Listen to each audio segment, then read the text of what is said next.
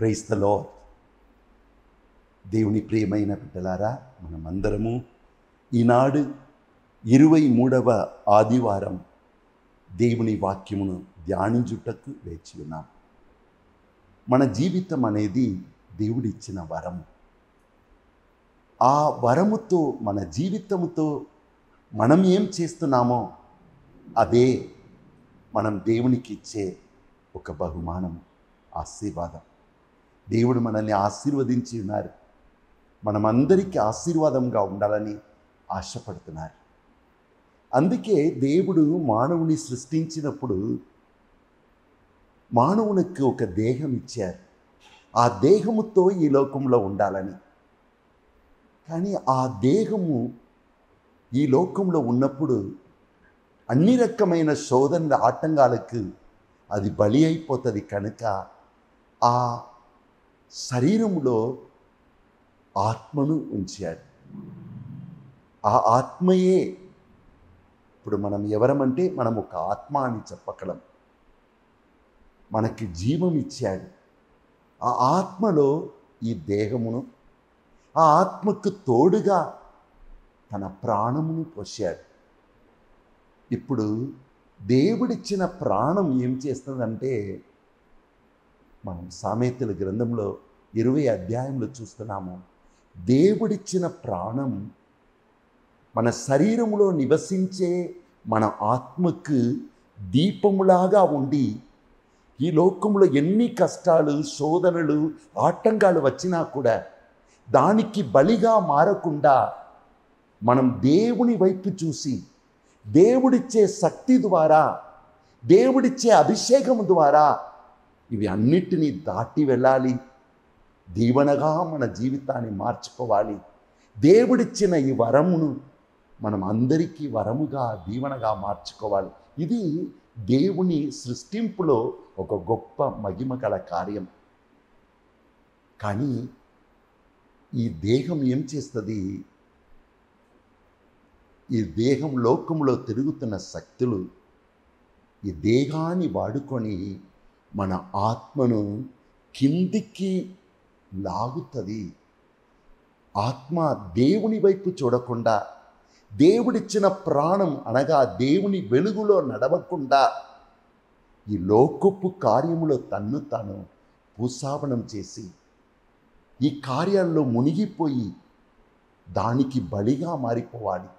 లోకములో ఉన్న దుఃఖం, భయము, నింద, అవమానము, కొరతలు, ఇవి అన్నిటిలోనే మన ఆత్మ తిరుగుతూ ఉండాలి. అందుకే 9వ అధ్యాయం, ఈనాడు మొదటి పట్టణం సాలొమోను గ్రంథం 9వ అధ్యాయం 15వ వచనం, ఈ నశించిపోతున్న ఈ దేహం దేవుడిచ్చిన ఈ ఆత్మను కిందికి లాగుతుంది.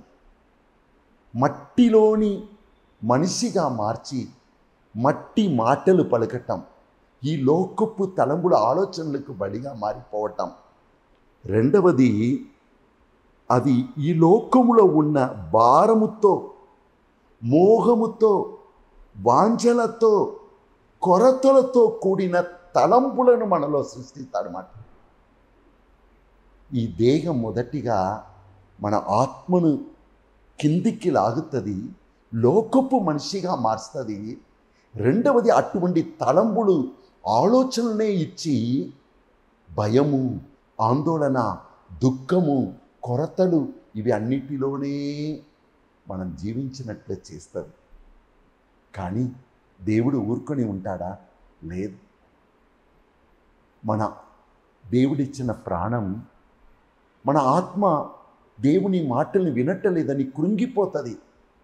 అప్పుడప్పుడు దేవుని మార్గం ఇది, దేవుడు ఇలా మనం జీవించాలని కోరుతున్నారని ఆశించినా కూడా ఈ లోక మాయలో చిక్కుకున్న మన ఆత్మ, ఈ దేహానికి బలి అయిపోయిన ఈ ఆత్మ దేవుని వెలుగును చూడలేదు. కనుక దేవుడు పెట్టిన ఈ ప్రాణం కృంగిపోయినప్పుడు దేవుడు ఏం చేస్తాడు? తన పరిశుద్ధాత్మ ద్వారా కృంగిపోయిన మన ప్రాణమును బలపరచి, ఆ దేవుడు మన ప్రాణమును మరొక్కసారి నూతనీకరింపచేసి మన ఆత్మను, మన దేహాన్ని దేవునికి ప్రీతికరంగా, దేవుని మహిమతో నింపిన దానిగా మారుస్తాడు. ఆత్మ జీవిస్తున్నప్పుడు నీవు అన్ని విధాలుగా జీవిస్తావని 3వ యోహాను 2వ వచనం పలుకుతుంది. అందుకే ఈనాడు మొదటి పట్టణంలో సాలొమోను పలుకుతున్నాడు, అయ్యా, ఈ దేహమును దుష్టుడు వాడుకొని కిందికి లాగగా లేనిపోని తలంపుల ఆలోచనలు ఇచ్చి ఈ లోకపు మాయలో కట్టివేసిన మాకు సలహాలిచ్చి నడిపించేది నీ ఆత్మయే కదా. నీవు నీ జ్ఞానమును మాకిచ్చి మీ పరిశుద్ధాత్మతో మమ్మల్ని నడిపించలేదంటే నీ సత్య మార్గమును ఎలా మేము తెలుసుకొనగలము? నీ సత్య దారిలో మేము ఎలా నడవగలము? మేమందరము నీ వలన నడిపింపబడాలి అని సాలొమోను తన హృదయంలోని ప్రార్థనను తెలియచేస్తున్నాడు. మనము కూడా ఈ వాక్యంను వింటున్నప్పుడు అదే ప్రార్థన మన అంతరంగంలోని ఆత్మ ప్రార్థిస్తుంది. అయ్యా, ఈ లోక సమస్యలు, శోధనలు మేము కృంగిపోయామయ్యా. మా ఆత్మ ఈ దేహానికి బలిగా మారిపోయింది. అన్ని రకమైన తలంపులు, ఆలోచనల ద్వారా మాలోని ధైర్యం కోల్పోతున్నాము, మాలోని విశ్వాసమును కోల్పోతున్నాము. మేము మీలో ఎవరము? ఎటువంటి మహిమగల అద్భుతము, ఆశ్చర్యక్రియలు నీవు మా జీవితంలో చేస్తున్నావు, దానికోసం మమ్ము పిలిచి ఉన్నావు, అవి అన్నీ మర్చిపోతున్నాము. మీ ఆత్మలో మమ్ము మళ్ళీ నూతనీకరించండి అని ఈనాడు మనం ప్రార్థించుకుంటాం. ఈనాడు 2వ పట్టణం చూశామంటే ఇక్కడ ఫిలోమిన్ అని గ్రంథం నుండి ఒకే ఒక అధ్యాయం దాని నుండి రాయబడి ఉన్నది. కొలోషియన్ పట్టణంలో ఈ ఫిలోమిన్ అని ఒక పెద్ద ధనవంతుడు ఉండేవాడు. ఆయనకు చాలామంది ప్రజలు సేవకులుగా ఉండేవారు. సేవకులు అంటే మామూలు సేవకులు కాదు, వారిని డబ్బు పెట్టి కొనుక్కుంటారు. ఆ మనిషి జీవిత కాలమంతా ఈ ఫిలోమిన్ ఇంట్లోనే ఉండాలి, ఫిలోమిన్ చెప్పినట్లే చేయాలి. కానీ వాడు పౌలుని స్నేహితుడు కూడా. పౌలు ఆ పట్టణంలో వెళ్ళి వాక్యం బోధించినప్పుడు కొలోషియన్లు పట్టణంలోని ఈ ఫిలోమిన్ పౌలుతో స్నేహం చేసుకున్నారు. వాళ్ళ ఇంట్లో పౌలు ఉన్నారు. ఇప్పుడు ఆ టైంలో వాళ్ళ ఇంట్లో ఒనేసిముస్ అనే ఒక సేవకుని, ఇలా దాసుని కూడా చూశారు. సడన్గా ఇప్పుడు ఆ వ్యక్తి ఏమైందో ఆ ఇంటిని విడిచిపెట్టి పారిపోయాడు. మళ్ళీ ఎవరైనా ఆయన్ని పట్టుకున్నారంటే ఆయనకు మరణదండన ఇచ్చేస్తారు. మళ్ళీ ఆయన జీవితం చాలా ఘోరమైన జీవితంగా మారిపోతుంది. ఎందుకంటే ఆయన పారిపోయాడు, వారి నిబంధన నుండి దూరం అయిపోయాడు. వాళ్ళు కోర్టుకు తీసుకొని పోతారు ఆయన్ని. ఆయనకు భయంకరమైన శిక్ష కలుగుతుంది. ఆ తరుణంలో ఆయన పౌలు చెరసాలలో ఉన్నారని తెలుసుకొని పౌలుని దగ్గర వెళ్ళి సహాయం కోరుతున్నాడు. పౌలు ఈ ఒనేసిముస్ని ఓదార్చి బలపరచి తన స్నేహితుడైన ఫిలోమినికి రాస్తున్నాడు. అయ్యా, ప్రభు క్రీస్తుని ఈ ఒనేసిముస్ నమ్మి ఉన్నాడు. ఏ వ్యక్తి అయినా ప్రభు క్రీస్తుని నమ్మిన తర్వాత ఆయన మన సోదరుడు, నాకు సోదరుడు, నీకు కూడా సోదరుడు. కనుక ఇప్పుడుండి ఆయన నీ దాసుడు కాదు, నీ ఇంటికి నేను పంపుతున్నాను. మళ్ళీ ఆయన మన్నించండి, ఆయన్ని నా హృదయం నాగా మీరు స్వీకరించుకోండి. ఆయన ఏమి ఇవ్వవలసినది ఉన్నదో దాన్ని నా అకౌంట్లో రాసుకోండి అని చెప్పేసి, ఏమి ఫ్రెండ్ నుండి నీవు ఏదైనా ఎదురు చూస్తావా? ఎదురు చూడవు, నాకు తెలుసులే, అంగీకరించుకో అని ప్రేమతో రాస్తున్నాడు. దేవుని ప్రియమైన బిడ్డలారా, ప్రేమ వలన మేము ఏదైనా సాధించగలము. ఎందుకంటే మనం ఏ కులంలో పుట్టామో, ఏ కష్టంలో ఉన్నామో, మనమందరినీ ప్రభు క్రీస్తు ఐక్యపరుస్తున్నాడు. ప్రభు క్రీస్తులో మనమందరము ఒకే కుటుంబ సభ్యులుగా, సహోదరులుగా మారిపోతాం. ఇప్పుడు గ్రీకులు యూదులు అని ఎవరు లేరు. పెద్దవాళ్ళు చిన్నవాళ్ళు, పెద్ద జాతి కింద జాతి అని లేదు.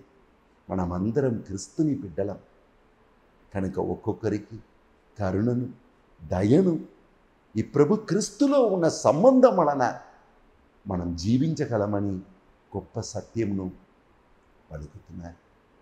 ఎలా సాలొమోను కాలములో శరీరమును, మనస్సుని సాతాను తాకినప్పుడు పరిశుద్ధాత్మ ద్వారా వారు నూతనీకరింపబడుతున్నారు అని పలికినట్టే ఇప్పుడు పౌలు చెప్తున్నాడు, ప్రభు క్రీస్తులో ఐక్యమవుట వలన మన జీవితంలో ఎంత భేదం ఉండినా, ఎంత తేడా ఉండినా అవి అన్నీ తీసివేయపడాలి. ప్రభు క్రీస్తులో అందరం మనం ఐక్యమవ్వాలి. ఒక్కొక్కరిని దేవుని బిడ్డలుగా చూడాలని కోరుతున్నారు. అందుకే ఈనాడు సువిశేషంలో లూకా సువిశేషం 14వ అధ్యాయం 25 నుండి 33 వరకు మనం చదివామంటే ఇక్కడ పౌలు చెప్తున్నాడు, అయ్యా మీరు ఈ లోకంలో ఉన్నప్పుడు మీ మనస్సుని, మీ జీవితాన్ని ఎన్నో మార్గాల ద్వారా సాతాను కిందికి లాగుతాడు. నేను ఒక విషయం విన్నాను. ఒక వ్యక్తి ఒక గురువును తన ఇంటికి భోజనానికి పిలిచాడనమాట. అప్పుడు ఆ గురువు చెప్పాడనమాట, సరే నేను వస్తాను. అప్పుడు మీ అన్నయ్య ఉన్నాడు కదా, ఓ వాడు త్రాగుబోతు, అలా చెప్పకయ్యా, ఆయన కూడా పిలువుము. వద్దు స్వామి, ఆయన వచ్చాడంటే త్రాగి గందరగోళం చేస్తాడు. వాడు వచ్చాడంటే కుటుంబం నాశనమైపోతుంది. తర్వాత మీ వీధిలో తిరుగుతుంది కదా ఒక అమ్మాయి, ఓ ఆమె విభచారి, ఆమెను రమ్మంటున్నావా? అవును, నన్ను పిలిచినప్పుడు వారిని కూడా పిలువు భోజనానికి అని గురువు చెప్పినప్పుడు ఆ వ్యక్తి చెప్పాడు, వారిని పిలువకూడదు. అప్పుడు ఈ గురువు చెప్తున్నాడు, వాళ్ళందరూ నేను వచ్చినప్పుడు రాకూడదని చెప్తున్నావు కదా, వారు వచ్చిన జీవితానికి గందరగోళం చేస్తారంటున్నావు కదా, అట్లనే నువ్వు దేవుని బిడ్డగా ఉన్నప్పుడు ఎలా ఈ లోక మాయలో, పాపములో, అన్ని రకమైన కార్యాలలో ఉన్న వారిని నువ్వు సొంతం చేసుకొని దేవుళ్ళో నువ్వు ఉంటావు. నీ సహోదరుడు, నీ సహోదరి, నీ ఇంటిలో ఉన్నవారు నీవు దేవుళ్ళో ఎదుగుటకు ఆటంకంగా ఉండినా, వారు నీ జీవితాన్ని గందరగోళం చేసినా, దేవుడు నీవు ఆశించిన వారిని నరికి తీసివేయుటకు సిద్ధంగా ఉండాలి. రెడీగా ఉన్నావా? దేవుని వెంబడించటం అనేది ఆశతో, నిర్ణయాలతో చేయబడినది కాదు.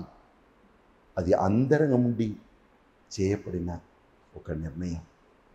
అవును, దానియేలు గ్రంథం 1వ అధ్యాయం 8వ వచనం, ఆయనకు అన్ని భోజనాలు, డ్రింక్స్ దొరికినప్పుడు ఇవి అన్నిటితో తన్ను తాను మాలిన్యం నేను చేసుకోను అని దానియేలు నిర్ణయం చేసుకున్నాడని వాక్యం చెప్తుంది. అందుకే దానియేలు ఆశీర్వదింపబడ్డాడు.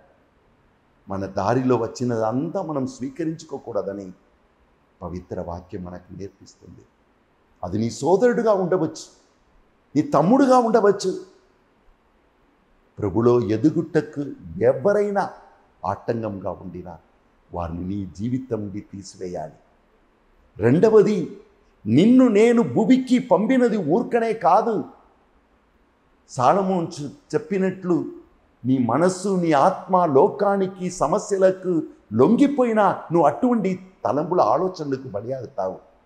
కానీ నువ్వు ఎవరు తెలుసా? నిజముగా దేవుడు నిన్ను ఒక గొప్ప ప్రణాళికతో, నీవు ఈ భూమిలో చేయవలసిన కొన్ని కార్యాలు ఉన్నాయి, అది నువ్వు మాత్రమే చేయగలవు, వేరు ఎవ్వరు చేయలేరు. కనుక నిన్ను నేను పంపించినాను. దానికి పేరే సిలువ. సిలువ అంటే రక్షణ సాధనం.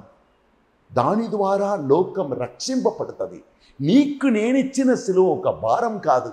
నేను నీకిచ్చిన జీవితంలో సమస్యలు ఉండవచ్చు, ఆటంకాలు ఉండవచ్చు, కన్నీరు జీవితం ఉండవచ్చు. కానీ నీకిచ్చిన సిలువను మోసుకొని నీవు నన్ను వెంబడించాలి. నేను నీకిచ్చిన ఆ జీవితం ద్వారానే దేవుని సంకల్పమును దేనికోసం దేవుడు నీకు జీవం ఇచ్చాడో దాన్ని నెరవేర్చాలి.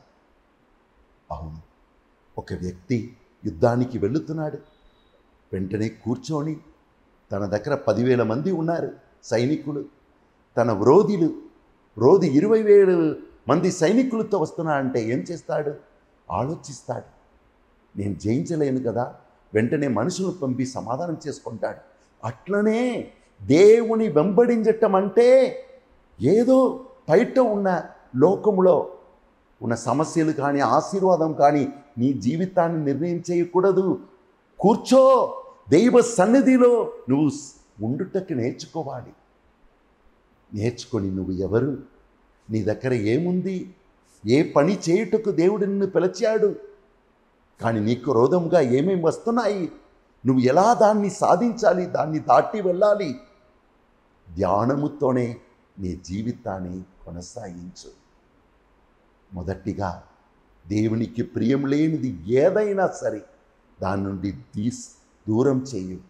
రెండవది, దేవుడు నీకిచ్చిన దర్శనమును మోసుకొని దాన్ని నెరవేర్చు.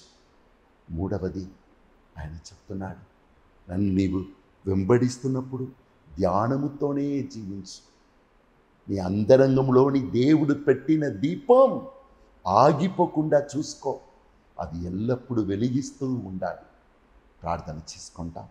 పరిశుద్ధుడైన తండ్రి, ఈ 23వ ఆదివారంలో నీ వాక్కు ద్వారా మా జీవితాన్ని నువ్వు నడిపిస్తున్నావు. మొదటి పట్టణం ద్వారా మా శరీరము, మా మనస్సు ఎలా మా జీవితాన్ని, మా ఆత్మను కృంగతీస్తుంది. కానీ నువ్వు నీ పరిశుద్ధ ఆత్మను ఇచ్చి మా కృంగిపోతున్న ప్రాణమునకు జీవం ఇచ్చి నీ ఆత్మ ద్వారా మా ఆత్మను కాపాడుకోవాలి. నశించిపోతున్న మా దేహం నీ పరిశుద్ధాత్మ అభిషేకమును పొంది అందరికీ దీవెనగా మారిపోవాలి. ఈ దేహము ద్వారా దీవించిన ఎందరికో దేహం దీవెనగా మారుతుంది. స్తోత్రం నాయన. ఈ లోకము మా జీవితాన్ని నాశనం చేయలేదు. నీ ఆత్మ ద్వారా అన్నిటిని మేము దీవెనగా మార్చుకోవాలని నేర్పిస్తున్నావు. రెండవది, కొలోసియన్ పట్టణంలోని ఫిలోమిన్ జీవితంలో నువ్వు చేశావు గొప్ప మేలులు. పౌలు ద్వారా ఒనేసిముస్కి విడుదల దొరికింది, ఆశీర్వాదం దొరికింది. ఈరోజు మా జీవితంలో కూడా మా చుట్టూ కూడా ఎంతోమంది కట్టపడి ఉన్నారు. పరిశుద్ధాత్మ ఇచ్చే ఆ ప్రేమ వలన, ఆ ఐక్యత వలన, ప్రతి ఒక్కరిలో నిన్ను చూడటం వలన మేము కూడా అందరికీ దీవెనగా మారిపోవాలి. మూడవది, స్వామి, నీవు మమ్మల్ని ఎన్నుకున్నావు కనుక నీ ఎన్నిక, నీవు మాకిచ్చిన పిలుపు చాలా ముఖ్యం.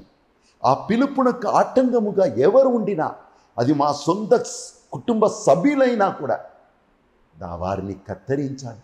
నువ్వు అన్నావు కదా యోహాను 15:2, నేను ద్రాక్షావల్లి, మీరు నా తీగలు.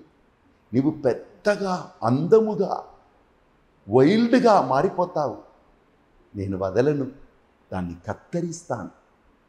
కత్తిరిస్తున్న చోట నుండి పండ్లు వస్తాయి అని చెప్పావు. మా జీవితంలో కూడా నీకు ప్రియం లేనిది ఏదైనా ఉండినా తీసివేయమయ్యా.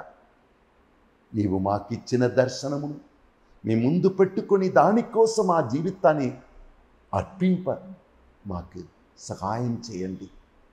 అన్నిటికంటే గొప్పగా మాకు ధ్యాన జీవితం దయచేయండి. ప్రతినిత్యము మేము ఎవరము, ఎక్కడ నుండి వచ్చినాము, మా జీవితంలో ఏం జరుగుతుంది, ఎందుకు మమ్మలను పిలిచావు, మేము ఎక్కడికి వెళుతున్నాము, ఈరోజు నీవు మమ్మలను పిలిచినా మేము ఎక్కడికి వెళుతాము, ఎన్ని కష్టాలు అనుభవిస్తున్నాము అనేది కాదు ముఖ్యం. ఆ కష్టాల మధ్యలో కూడా ఎంతగా ప్రామాణికంగా ఉన్నాము. The world is looking for success, but you look at us, how far we lived faithfully. ఆ ప్రామాణిక జీవితం మా అందరికీ దయచేయము. హల్లెలూయా, హల్లెలూయా, హల్లెలూయా. యేసు పరిశుద్ధ నామమున మేము అడిగి పొందుకుంటున్నాము తండ్రి. ఆమేన్. ఎంత పెద్ద పోరాటము, అంత పెద్ద విజయము. పోరాడుతాము నిత్యము, విజయమనేది సత్యము. వాక్యమనే ఖడ్గమును ఎత్తుకొని, విశ్వాసమనే డాలును చేసుకొని, ముందుకే దూసుకెళ్ళేదం. యెహోవాదే యుద్ధమనుచు. ఎంత పెద్ద పోరాటము, అంత పెద్ద విజయము. పోరాడుతాము నిత్యము, విజయమనేది సత్యము. God bless you all. Praise the Lord.